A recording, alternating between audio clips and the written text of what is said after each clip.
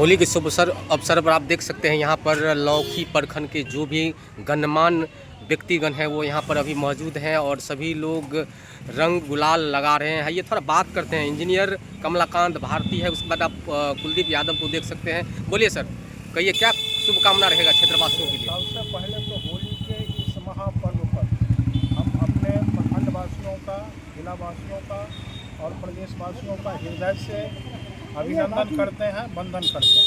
होली खास करके ये जो महापर्व है, इस महापर्व में सभी व्यक्ति मतलब रंग गुलाल लगाते हैं और अपने आप को ये चीज़ें साबित करते हैं कि यहाँ जितने भी हम लोग हैं सभी एक हैं, किसी से किसी तरह का कोई मतभेद नहीं है, कोई भिन्नता नहीं है और संयुक्त रूप से एक बेहतर लौकी के निर्माण में, बेहतर मधुबनी के निर्माण में और विकसित बिहार बनाने के लिए आज रंग गुलाल लगा रहे हैं। आशा और उम्मीद है कि इस होली के महापर्व के बाद जब हम लोग अगले होली के महापर्व में जाएंगे तो एक विकसित बिहार के रूप में हमारा बिहार होगा। इसी संकल्प के साथ आज हम लोग होली का यह महापर्व सभी राजनीतिक दल के लोग, सभी समाज से भी मिल करके मना रहे हैं और ख़ास करके इस होली महापर्व पर सभी बच्चे बच्ची को आशीर्वाद देते हैं कि वह अपने कलम के बल पर, अपने कृति के बल पर इस लौकी का नाम